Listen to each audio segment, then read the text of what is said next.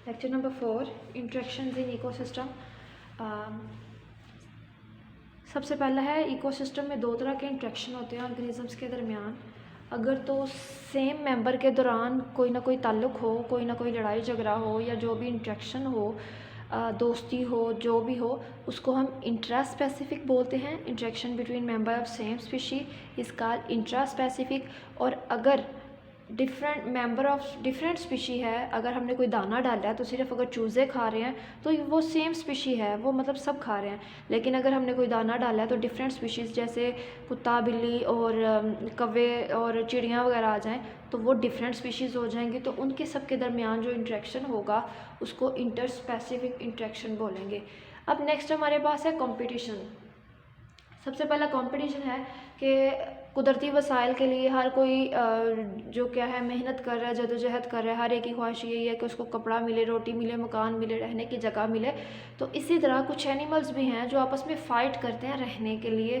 जब हम दाना डालते हैं तो ये हर एक की कोशिश ये होती है कि जो कौवा है उसकी है कि ये वाला खाना मैं ही खा लूँ।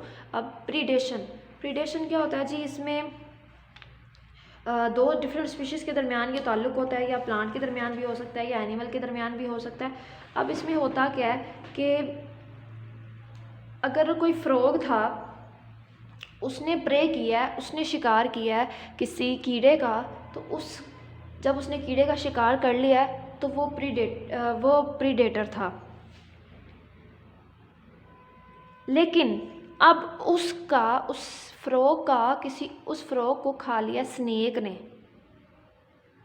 ठीक है? तो स्नेक ने इस फ्रॉग का शिकार कर लिया। अब इसकी डेफिनेशन में बोल रही हूँ, one organism attack, kills and feed on other organisms and then fed by another one. मतलब पहले वो एक को खाता है, बदले में वो कोई और उसको खा लेता है।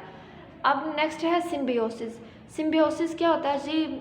सिम्बियोसिस में ऐसा होता है कि दो डिफरेंट स्पीशीज़ के दरमियान रिलेशनशिप होता है, या तो वो इकट्ठे रहते हैं थोड़े अरसे के लिए या फिर लंबे अरसे के लिए। इसकी 3 टाइप्स होती हैं, पैरासाइटिज्म, कोमेंसलिज्म, म्यूचुअलिज्म। जो पैरासाइटिज्म है इसमें डेफिनेशन ये है कि इसमें वन पार्टनर को बेनिफिट होता है। क्योंकि अगर कोई बैक्टीरिया है वो हमारे जिस्म पे रह रहा है तो वो हमसे क्या लेगा?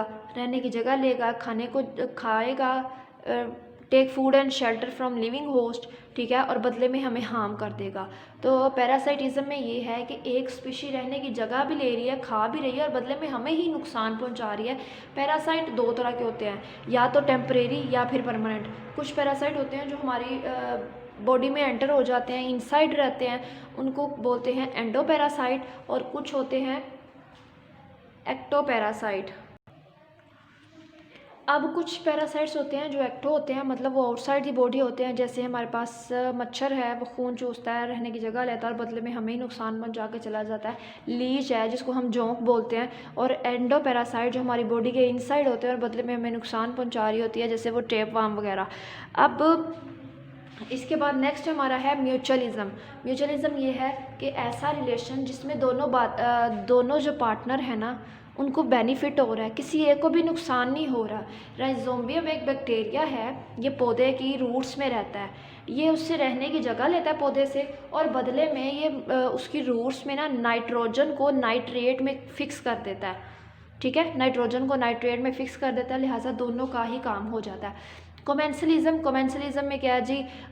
इसमें एक पार्टनर को बेनिफिट होता है, जबकि दूसरे को ना कोई फ़र्क पड़ता है, ना कोई नुकसान होता है, ना ही उसका कोई फ़ायदा होता है। अगर कोई समंदर के अंदर कोई बड़ी मछली जा रही है, उसकी स्किन के ऊपर अगर कोई छोटी मछली अटैच हो गई है तो उस बड़ी मछली को कोई भी फ़र्क नहीं पड़ेगा, ना ही उसे कोई नुकसान होगा, ना ही उसे कोई फ़ायदा होगा। तो दैट वाज अ टॉपिक जिसमें हमने इंटर रिलेशन और इंटर स्पेसिफिक रिलेशन की 2 डेफिनेशंस पढ़ी। सिम्बियोसिस वाला लॉन्ग है, एज वो पैरासाइटिज्म भी जस्ट लॉन्ग पूछ सकता है, कोमेंसलिज्म भी लॉन्ग पूछ सकता है, और म्यूचुअलिज्म भी लॉन्ग पूछ सकता है। Okay, thank you so much.